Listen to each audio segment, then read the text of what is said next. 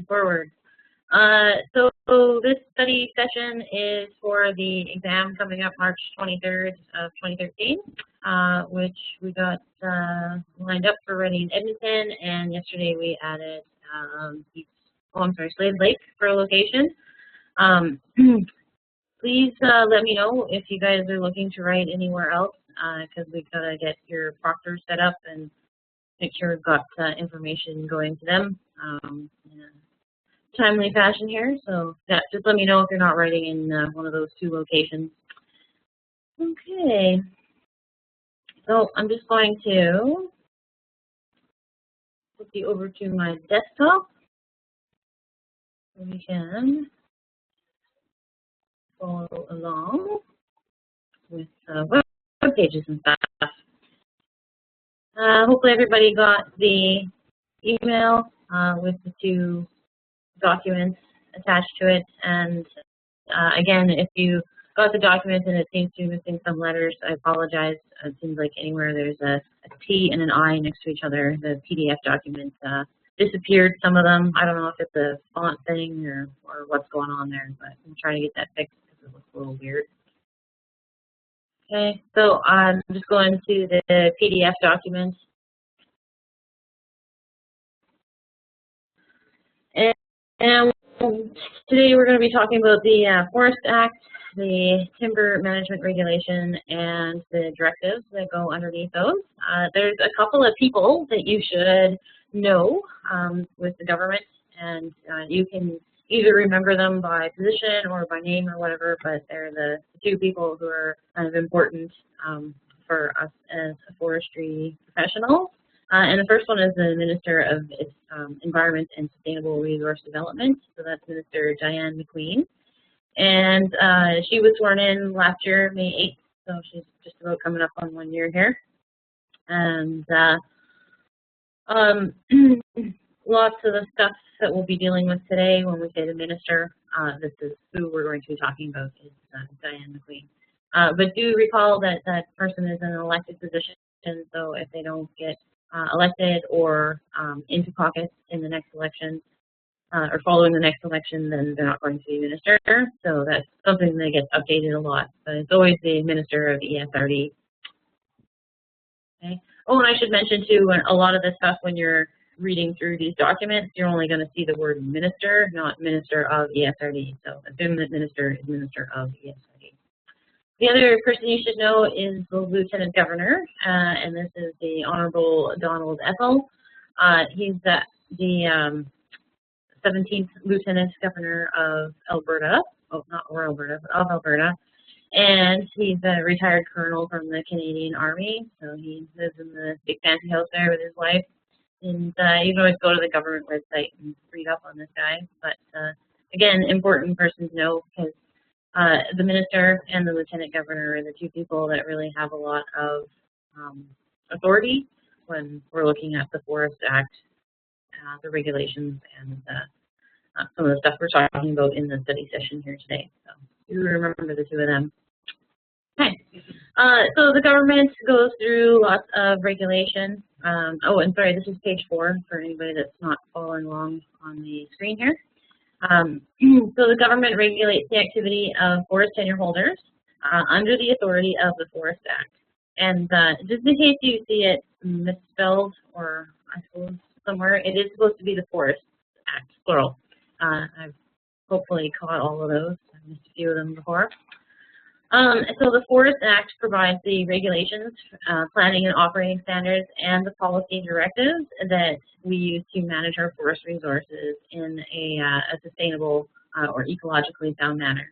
So pretty much everything that has to do with harvesting and reforestation, reporting, timber haul operation, you know, offenses and penalties when we're not following through, those are all going to fall under these three main bodies.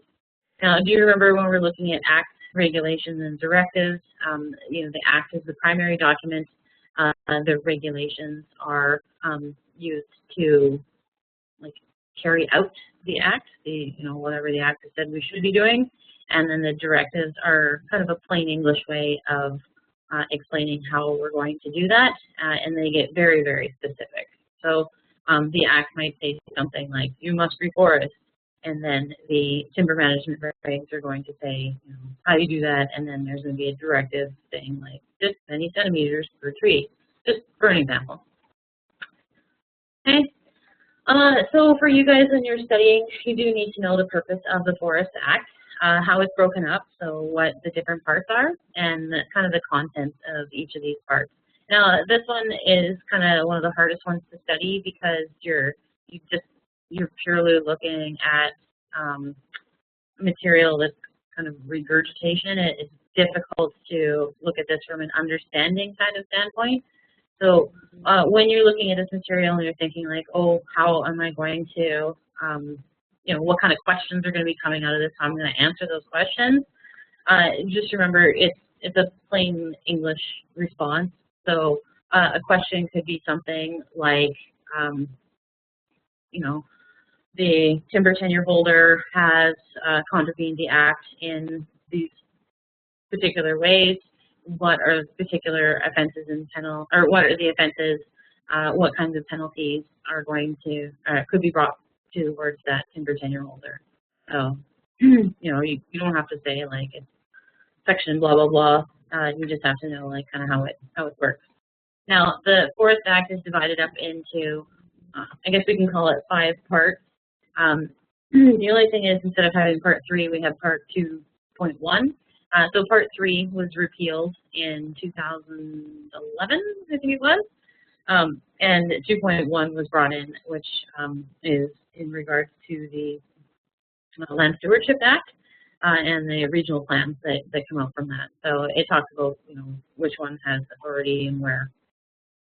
So again, we got a little document link there that if you click on it, it's going to link you over to the Forest Act. But we'll get to that in a second. So part 1 is the administration, and that actually talks about the authority of the Forest Act. So it talks about who is a forest officer, how they become an authority.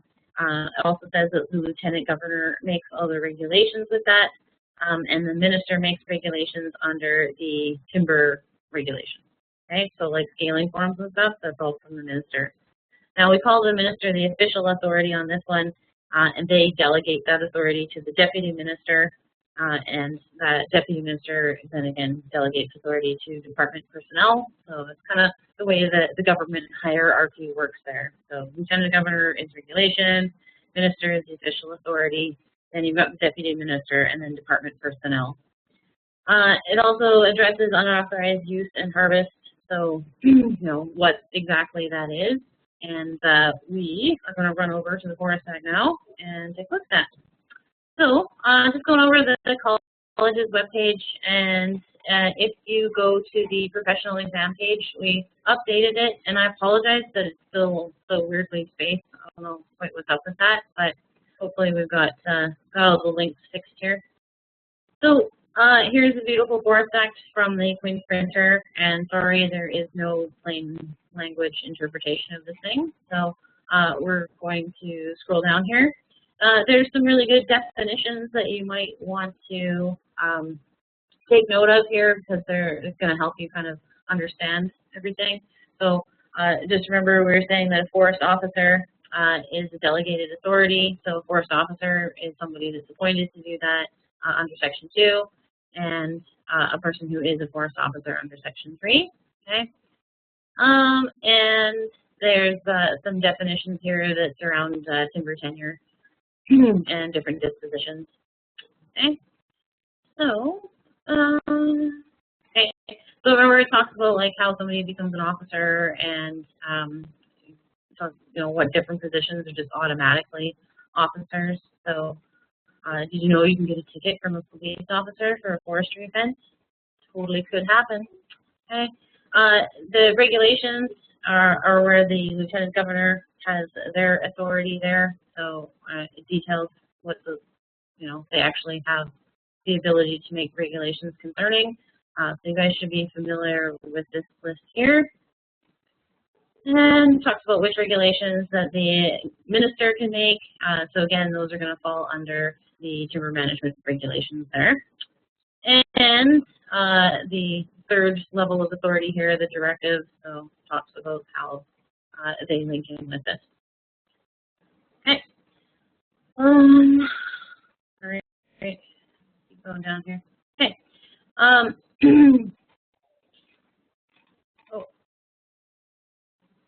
Right. So here's where we're talking about unauthorized use and harvest. So prohibited uses are if you go in and you just start cutting down trees randomly, or you're destroying wood, or failing to properly salvage it, then you're going to be in contravention of the act. Okay. Taking a look at part 2. So this is about crown timber. So again, the director is going to divide forest land into forest management units. So you guys are probably familiar with FMUs, and they've just kind of divided up Alberta into a number of chunks there, so that we can look at different areas that have different harvest or reforestation or access concerns and stuff. Okay. So, sorry, I think it's the right place in my study document here. In this section also, there is the definition of the timber tenure system. Okay, so forest management agreements are kind of the highest and mightiest part of the timber tenure system. And we're going to talk more about this later, so excuse me as I gloss over it. Quotas are kind of the second level there, and we also have deciduous timber allocations and permits. So we'll be looking at these more in detail. So for me, I'll just run past it. Also, timber licenses are another form of timber tenure. Oh, and sorry, there's those permits showing up there again. Talks about what happens if you're in non-compliance.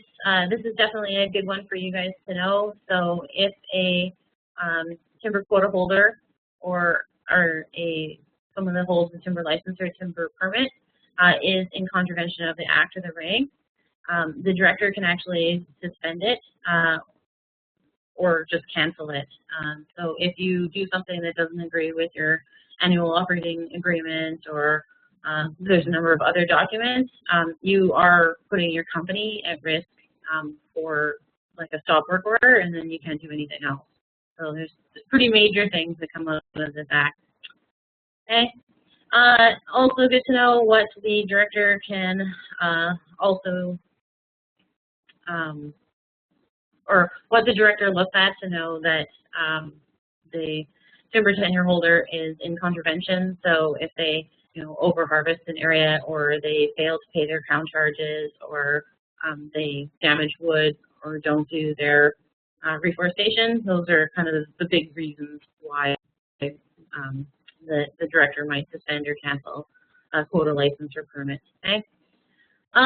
Same kind of thing with forest management agreements. It's a little bit harder for the minister to suspend or cancel these ones, but it's again outlined in here. Like if they do this, then these are the possible repercussions. So you guys should be pretty familiar with that. Okay. Also in here is the timber seizure procedures. So if a timber quota holder or an FMA or whatever is over harvesting an area, or they're not putting their paperwork in properly, then the timber can be seized. And it talks about like how you're not able to retrieve it, or under what conditions you can retrieve it. So it's kind of difficult to read through this stuff, but this is honestly one of those ones that you guys are just going to have to read. And the kind of the best way to do this one, I think, is to read the study document or the PowerPoint here.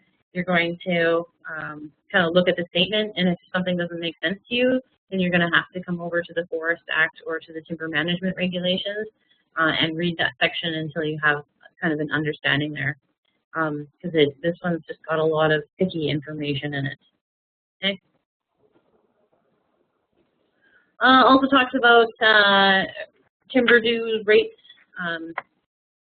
They're in there as well, and if we go to the schedules that are attached to the end, then all of the timber dues rates are actually outlined.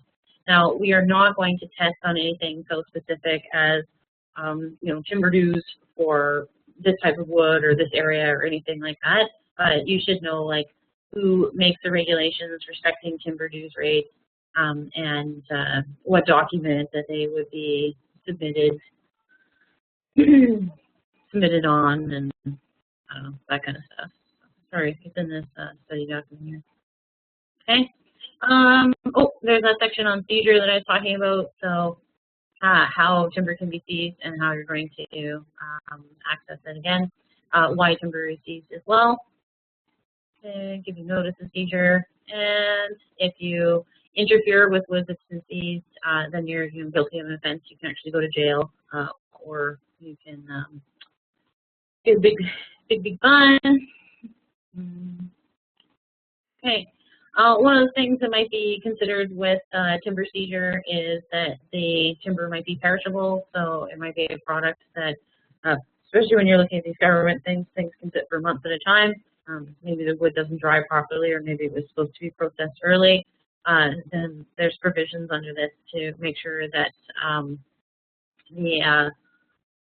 if it's perishable, that the director can actually kind of speed up this process and get rid of things in advance. So you don't have to wait for things to go bad. No turnips slowly rotting on the truck. Okay.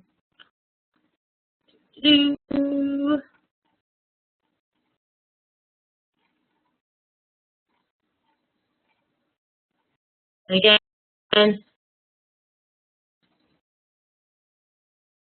you should be reading through these sections when you guys are doing your studying. I just don't want to do that as a study session because it's not really on how to read. Okay, part 2.1 is about the land. Wow, sorry. Apparently, I'm really tired. The Land Stewardship Act and the regional plans that are underneath it. One of the big sentences that you guys should know is this first one here. So, in the event of a conflict between either a timber disposition or a timber quota and the provisions of any applicable ALSA regional plan, the ALSA regional plan prevails to the extent necessary to resolve the conflict. So the Land Stewardship Act was brought in just a couple of years ago here. It's another one of the study documents. You guys should be familiar with that. It's a pretty popular question.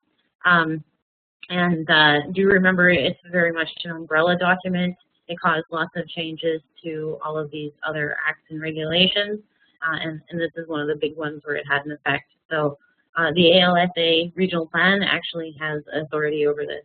So in essence, if a timber tenure holder isn't getting along with the other users on the land base, the ASLA regional plan can actually cause a timber tenure to be canceled, altered, or suspended. So be careful with that as well. Okay, part 4 is about offenses and penalties. So the offenses are when people go and destroy wood or tamper with it, or tamper with seized wood, and you're going to see a lot of this, like contravene section 9, section 10. Okay, those are the ones that were earlier in the Forest Act there, so you should be familiar with what's wrong. And a lot of these are about like paperwork submission, paying your dues on time, making sure you have an annual operating plan, staying within your timber quota amount and area, and all of these other things. So again, if you are guilty of an offense, then you can go to jail, which would probably be unpleasant for most of us. Okay. It actually talks about offenses in dollar amounts as well. Again, we're never going to ask anything as specific as like how many days will you be spending in jail or how much money would you be fined, but you should just know that these are some examples of offenses that a person could do, and this is going to be the repercussion of those offenses. Okay.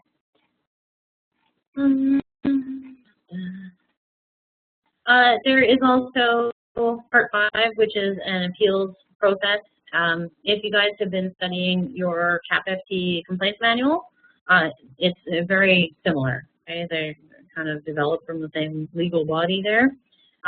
So good for you to remember that the Lieutenant Governor and Council makes the regulations respecting appeals from decisions made under this act. So they'll actually like establish the appeal body and oversee it kind of thing. Under this portion of the act, it goes very much into specifics of, when can an appeal be made, how long do you have to notify all the parties concerned, what lawyers can be sitting in on the hearing and all kinds of stuff. So you should be familiar with this one. And this one, this portion of it, if you study it kind of in conjunction with the complaints manual, it's probably going to help them make sense of each other there. Okay. So you probably recognize this area here. The appeal body may dismiss a notice of appeal if it considers the notice of appeal to be frivolous or vexatious or without merit. And we know within the college, if a complaint comes forth that the complaints director considers frivolous, vexatious, or without merit, then they can dismiss that complaint. Same thing here. The appeal body and the complaints director would have similar roles. Okay. I think that's kind of everything. Oh, sorry, one more portion there. Just have to find it. Okay. This is a good sentence to know, a good section here. So where this act empowers or compels the minister to do anything respecting an appeal, the minister has exclusive and final jurisdiction to do that thing, and no decision, order, direction, ruling, proceeding, report, or recommendations of the minister or the appeal body shall be questioned or reviewed in any court, and no order shall be made or process entered or proceedings taken in any court to question, review, prohibit, or restrain the minister or the appeal body or any of its proceedings. Big, long, fancy sentence here, or basically once the minister decides that the appeal is, or the appeal recommendations will be taken forward, then that's it. They can't be appealed by any court. So the minister is the final say on appeals in this. And that would be different from what you're going to see in the CAPFT complaints manual. So there is no further court to take this to. It's the final authority. Okay. So, yeah. The next document that we're going to be looking at here is the timber management regulations. So again, you should be familiar with the fact that the timber regs are used to carry out the Forest Act. Okay, so in case you want to write it down, the Forest Act enables forest management in terms of legal authorities and powers, and the timber management regulations are used to implement and administer the Forest Act. I think we have that on a later slide, but you should understand the relationship between acts and regulations. This is kind of the one where it's easiest to see the linkages. So the Forest Act is the legal authority, and the timber management regulations are used for administration and implementation. Okay. There's a number of parts in the timber management regulations. Quotas, sales, other permits and licenses, crown charges, timber harvesting. Part 5.1 is the transport of lumber, so whether it's lumber or timber, doesn't really matter. And Part 6 is reforestation, and Part 7 is just picking up a bunch of loose topics there. Okay. So let us turn over to the timber management regulations. Oh.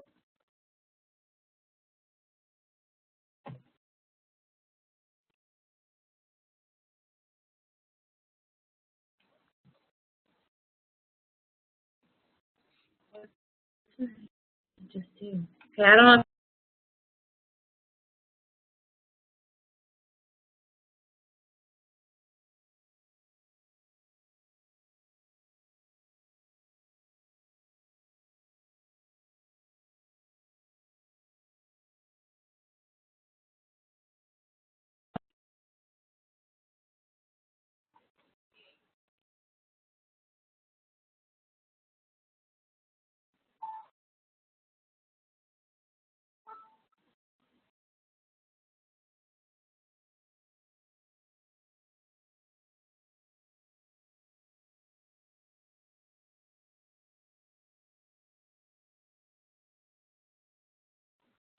Help you? She's blinking.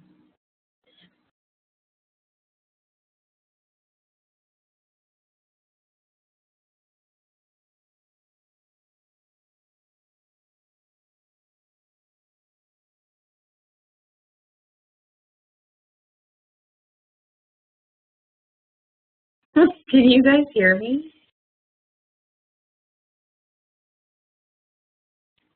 Yeah, I can hear you now. You were breaking up for a bit there. But... Okay. I don't know what I pressed, but apparently I turned my computer actually off. I can't believe things just came back up like that. So, all right, that's embarrassing. Okay, being more careful with clicking my link here. We're going over to the timber management regulations. Again, this is the Queen's printer document, so if you're having a hard time linking through to it, sometimes you have to go to the search because they change their links, I don't know, like 8 times a year or something. It's impossible to keep them up to date. Okay. So we call the regulations the timber management regulations. Again, there's a whole bunch of definitions here for understanding what we're going to be talking about. Some of the good ones to know are the what the different timber tenure holders are. And okay, so part 1 is about quotas. So this talks about the actual procedure for quota sales, creation, assignment, and amalgamation of quotas, and quota production control. So how are you actually going to get your hands on a timber quota? This is this is how it's outlined. Okay. Now again, we're not going to test on anything like dollars, so you don't need to know that it's $1,000 for 4,000 cubic meters or a fraction thereof before you're even allowed to put in a bid. Yeah, I mean, when you're looking at the size of some of these timber quotas, you're talking about the millions of dollars here. Okay, I'll talk about, you know, how you submit a bid, how a bid is deposited and refunded if you're not successful with your bid, and a whole bunch of other things. So it's basically how to buy a car. Now each of these has a number of divisions under it. The ones that you kind of need to know about are where there's the performance guarantees, which is division 3 here. And I think that was kind of it. Okay. So part 2 is sales, and sales is how you get like a commercial timber permit. Talks about the competitive sales process, public advertisement of the sale. So you should know that this is a public process. It gets published in the paper. It's that things will either be sold by tender or by auction. Okay. There's again a deposit that might need to be made for these types of tenure, but we're not going to be looking at dollar amounts or anything like that on the exam. Just know that it exists. Okay.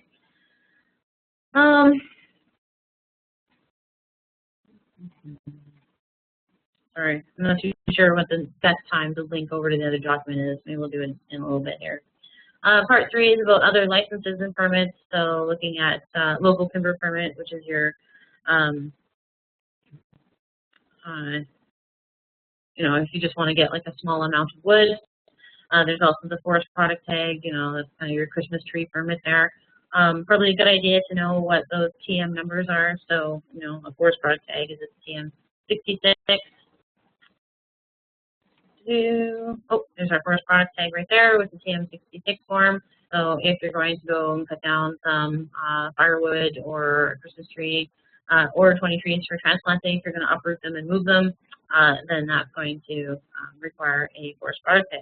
And it's pretty amazing how many people don't know that. You know, see lots of people just run to the bush and start randomly cutting down trees, but it's a public resource and it should be tracked and improved. People should be going to the proper areas.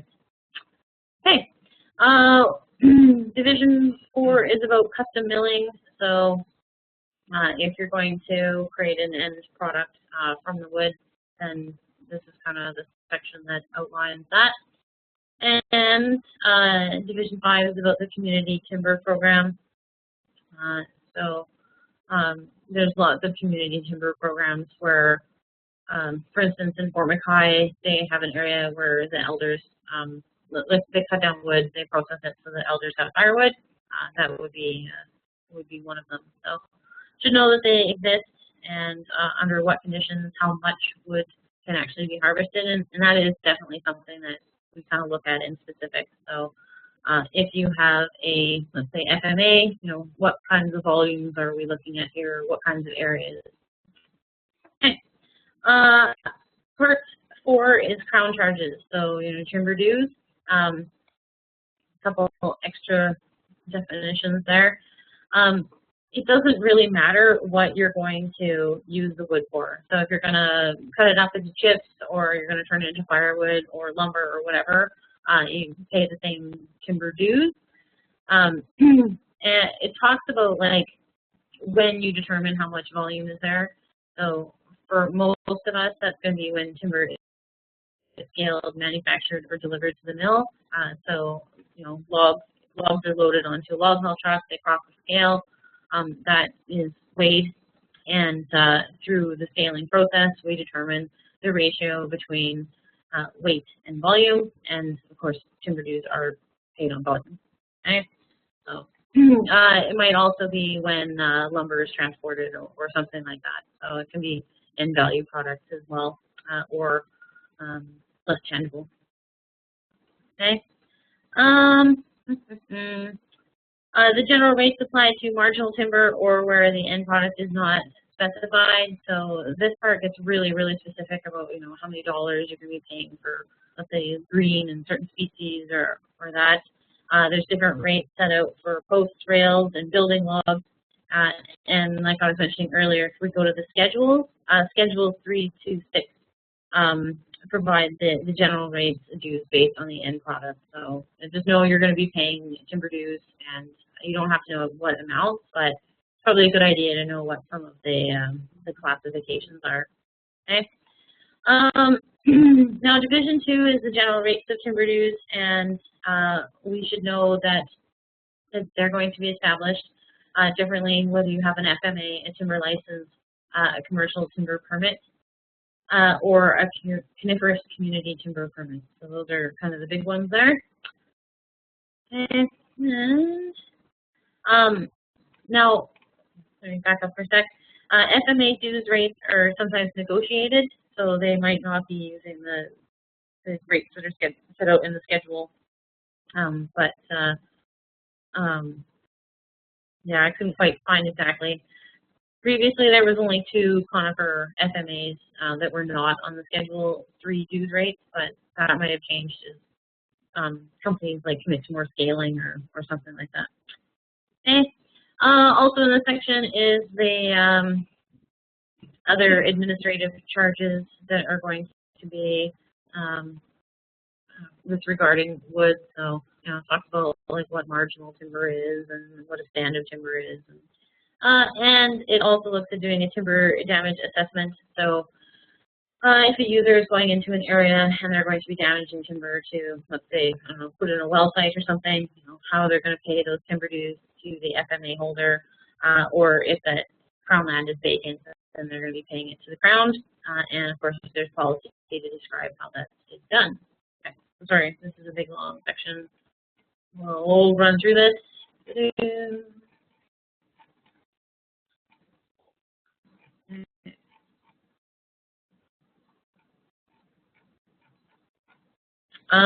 That one's really, really specific, so carefully you don't get too bogged down into detail there. Part 5 is about timber harvesting. So this is the section that talks about like what documents you need to have in place, or where your actual authority to be harvesting is going to come from. There's some dates specified here. Definitely good dates to kind of know in general for those of us who are either submitting or receiving AOPs. Definitely you want to be familiar with these dates. It does matter when operations are going to proceed. So if it's going to be what we call summer operations, then deadline is first day of March, or winter operations, then it's going to be first day of September. Okay.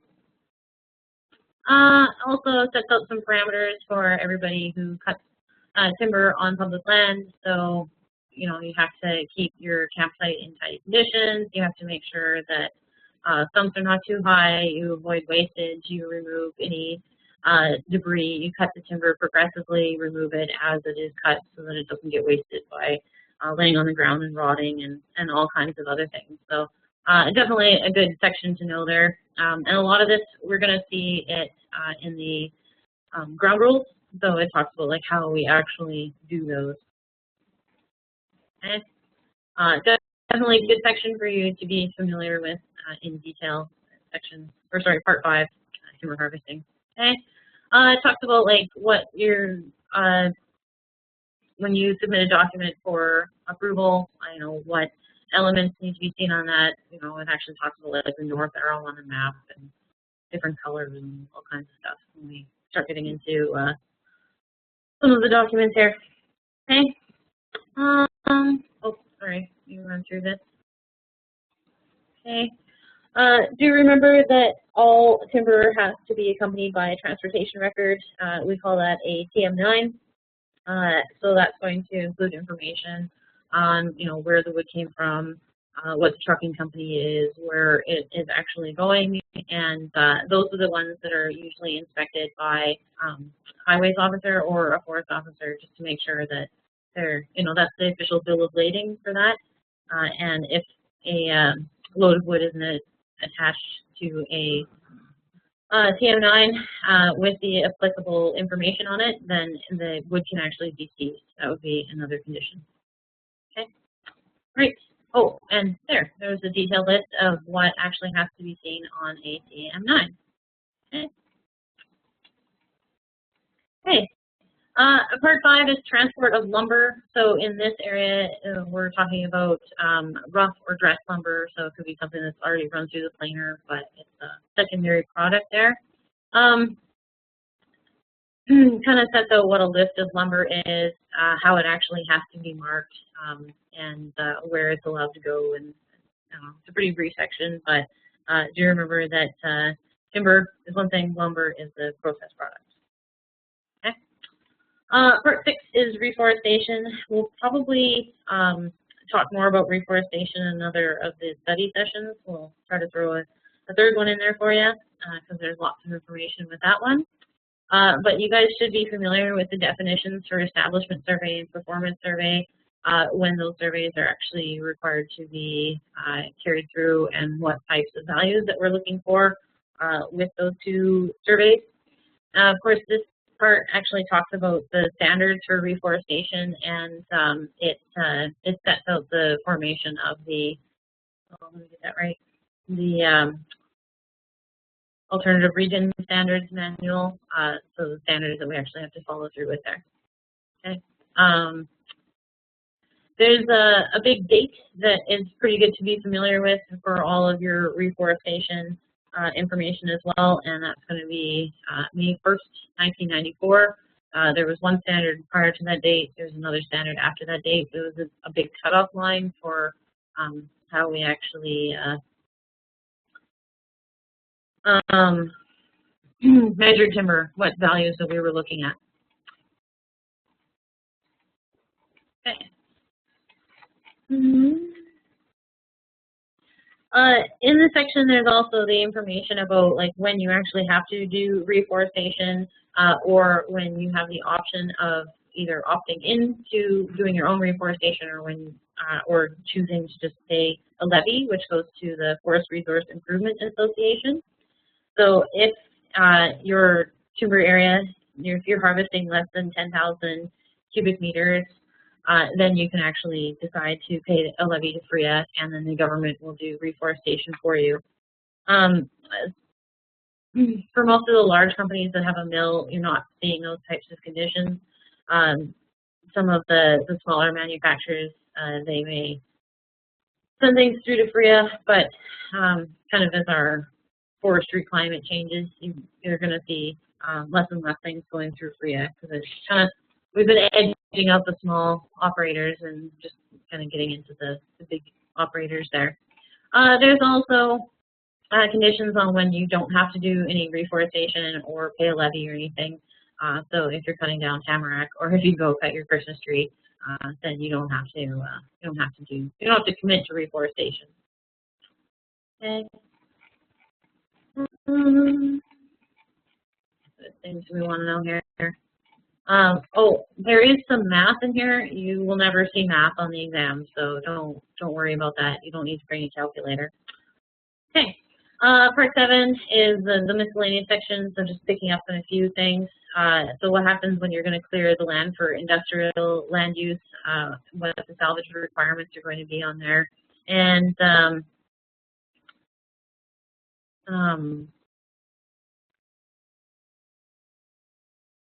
sorry, I totally just lost my train of thought.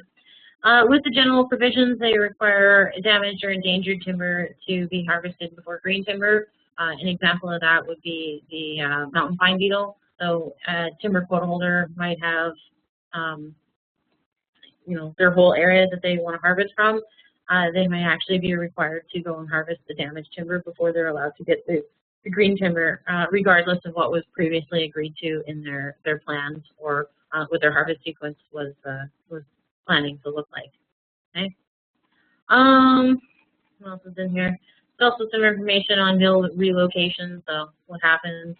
Again, you don't have to know like dollar amounts or anything like that. And there's the first 2 schedules here, which are about penalties. So dollar amounts for when you actually contravene whichever section. Then you don't need to know what the dollar amounts are. Just know that the section exists. Okay. All right. I think that's all we want to talk about for the timber management regulations. And again, sorry for kind of glossing through this, but it's definitely something that you have to read so that you know what's going on there. Okay. Oh. Move this over. I'll see the screen. Okay. Sorry, let me back up here.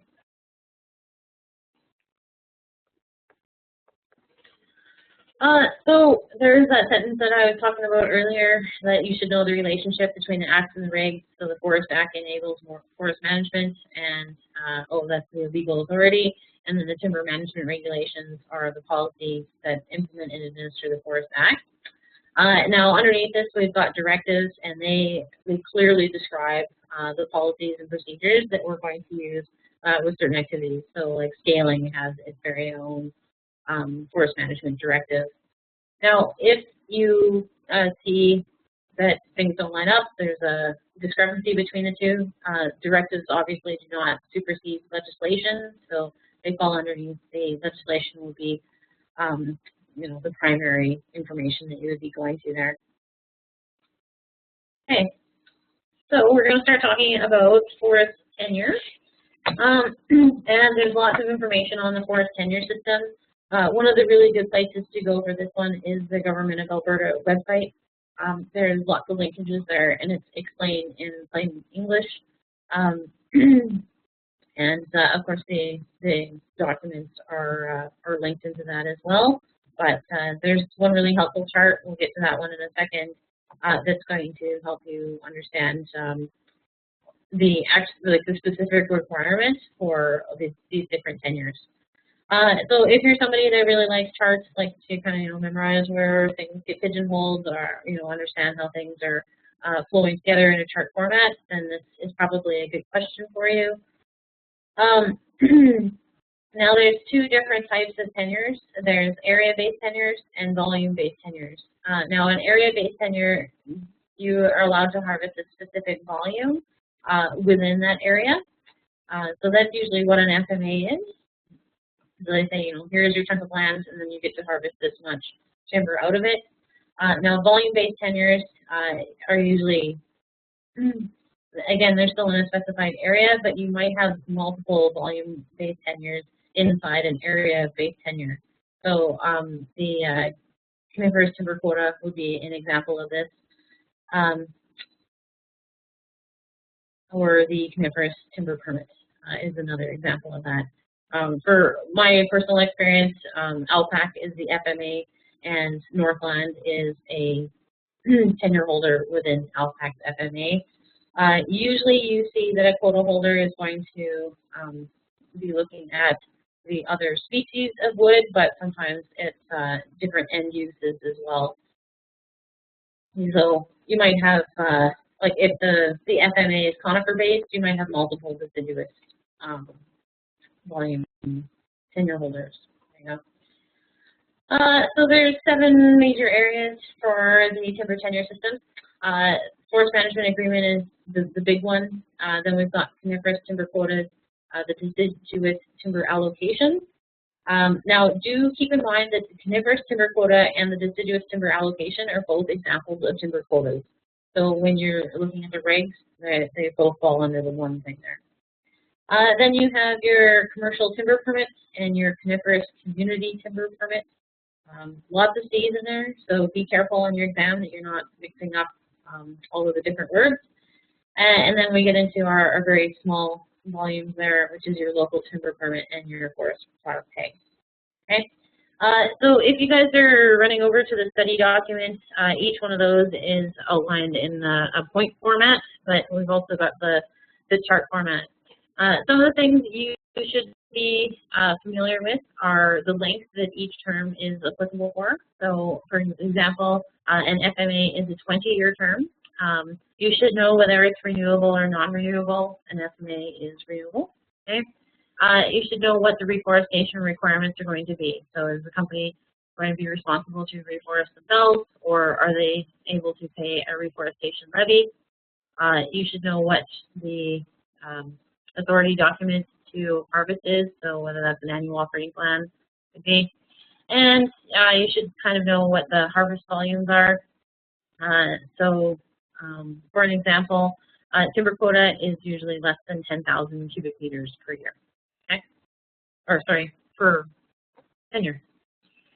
Some of the other things you should know is, whether a GDP is required or something like that. And when I say know this document, that's the beautiful table. So I actually embedded it here. And there we go.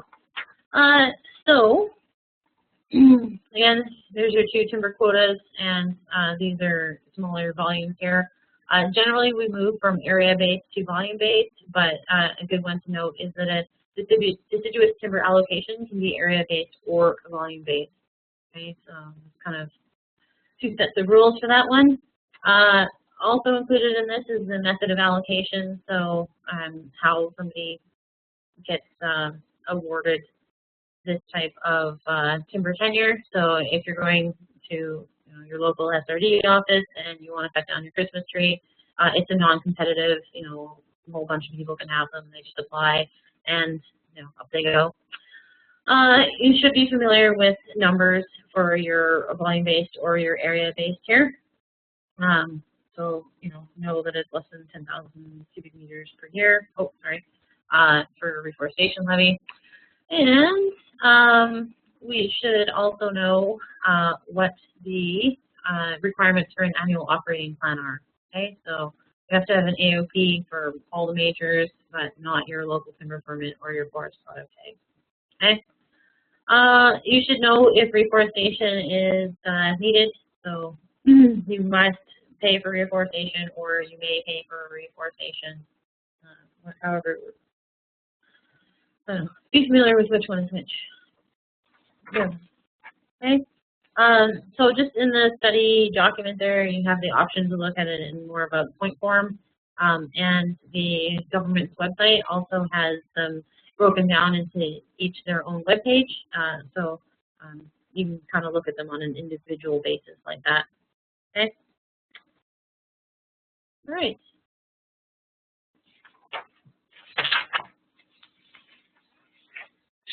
Now underneath all of this, we have the division directives and the standard operating procedures.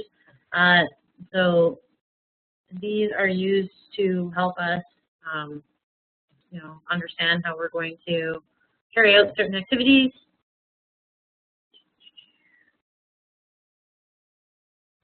Let me just figure out how I'm going to get there.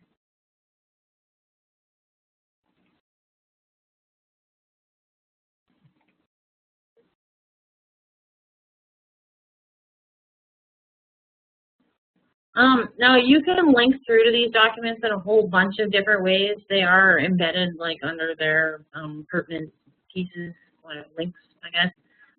This is the only page I could find where they were kind of summed up in one area. So if you go to the forestry policy directives, they're actually indexed by the directive number. That gives you a fairly comprehensive list of all of the different directives that are out there. So fire salvage planning and operations, that's usually a pretty major one for us forest tech type people. Mountain pine beetle, if that's one of the questions that you're looking at on the exam, you'd want to be familiar with those ones. For any white zone people, you might want to know integration of activities. And looking for ye old scaling manual is under here as well. So that's one of the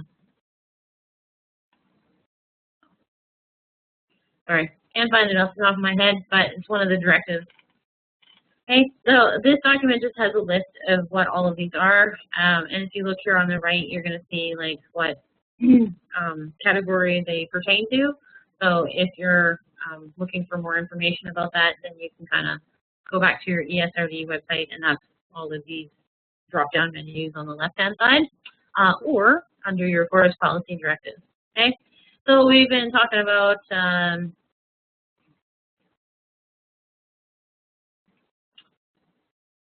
let's pick a random one here.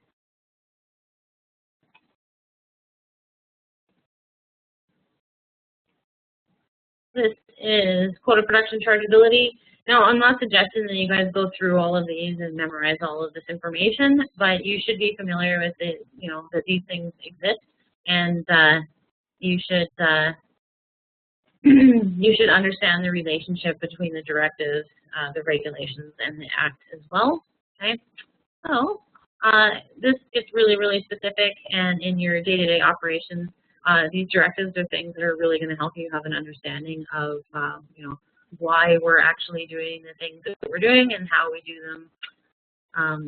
There we go. You get some setting procedures, and there's always links in here as well. So, you know what to reference back to. Okay. Do keep in mind with your directives that they are procedures. They don't supersede legislation, so they're just explanation on how we're going to carry out things, and that they're founded on the provisions of the Forest Act and the timber management regulations there. Okay. All right. And that's everything I wanted to cover off today. That document or that web page is linked here as well, and in the study document. Yeah. Okay. Oh, and sorry, like I was saying, reforestation is kind of linked into this as well, but there's so much information on that I think we're going to do it as its own study session because it was just lots and lots of stuff to go on. So I think we'll end our presentation there. Okay. Stop sharing my desktop. Hope none of you are uber smart and have figured how to hack through to the exam from my computer or something like that. If you are, you probably deserve it, but it's not very professional. No, really specific questions. Like I've been looking at the reforestation standards. Can I email you some questions and perhaps you can post answers? Is that? You sure can. Yeah, I will try to get back to you and let you know whether it's something you kind of need to know or how you're going to approach the material. And again, I think we'll do a study session on that one because it's a pretty major one for a lot of us at this stage. Okay. Yeah. But yeah, if you feel like being able to put it in an email, that's probably a cool way to look at it. Cool. Okay. Have you guys been able to look at the other study documents? And I apologize, I had them set up on a time delay, but apparently they didn't go, so I just sent them all at once there. I'm a little bit behind.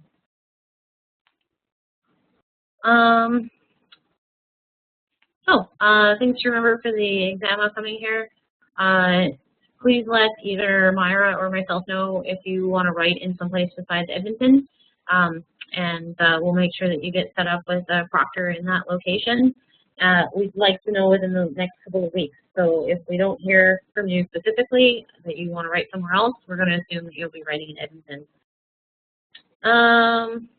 If you are considering looking for a proctor location, what you need is a member in good standing of either CAPF or CAPFT, and that person has to be willing to receive some information prior to the exam. They have to supervise you during the exam, and they have to forward the information following the exam. So it's not too much. You can also kind of lure people in by telling them that they'll get their continued competency credit for that time. So being a proctor is part of the mentorship process. What else do we need to know? Yeah. Oh, I should mention as well, we just updated the web page today, and unfortunately we lost the video link to the or the 2 video links that we had on the page previously. But Myra's getting that fixed, and they should be back up tomorrow. If you wanted to look at them tonight, you can always log into WebEx and then just open up the meeting. So you could open up the January 28th meeting or whatever, and then the recording is attached to that as well. So you can look at it through WebEx. Do you remember off the top of your head what the January 28th meeting was about? I missed that one. Oh, that was the information session. So in that one, we talked about like what's on the exam, how the exam is formatted, kind of your expectations for arriving at the exam, what's going to happen during the timeline there, and you should definitely spend the time to like review that PowerPoint and possibly that presentation, because there's lots of information there, like how you should be studying, and like the exam has 16 questions. But you only have to answer 10 of them, so really important formatting type stuff. Yeah, you bet. Okay, thanks. Yeah. Oh, and sorry, in that one, I guess we also did the study session for the CAPFT. So we looked at the complaints manual, or we did the complaints manual, I think so, and the Registered Forest Professions Act and all of that stuff. So. We kind of looked at all the different registers and how we fit on those registers and fun stuff. Gotcha. Okay. All right. And Tara, I'll just type you back a message, but I'm assuming you can hear me. But yeah, that sounds good. I will, or if you wouldn't mind shooting me an email with those 3 people's names.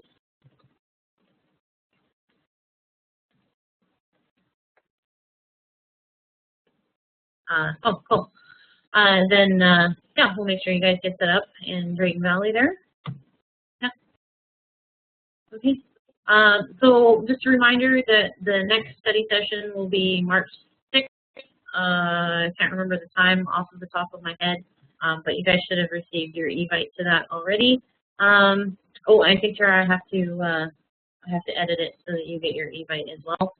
And we're going to add in at least 1 more study session, possibly 2, so we kind of look forward to that stuff. Of course, if you have questions, feel free to email me or give me a phone call. Sometimes phone is better because you takes less time to type, a lot of information to get across here, but whatever works for you. Yeah. Any other questions? Is that March 6th session going to be in the evening again?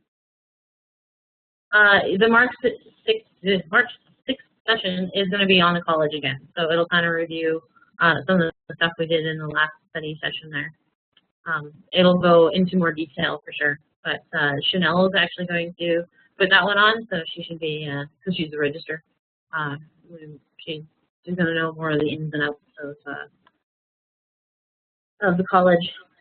Okay. But and do remember that those are your 2 mandatory questions, so that's 20 of the 100 marks, and there's usually an optional question on the college as well, like the complaints process. So it's potentially 30 marks, a big chunk of your exam. So you guys should be trying to attend that one. Do you know what time it's at, the study session? Sorry, just let me look up here. Oh, sorry, did someone know?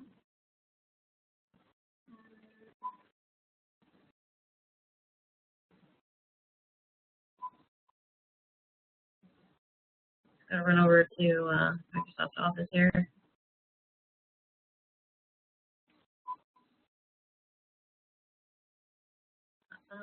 It is at 10 o'clock. AM? It's gonna be 10 a.m. Yep. And same thing as this, so it'll be on WebEx recorded, and then you can do it later if you're not able to attend then. Okay.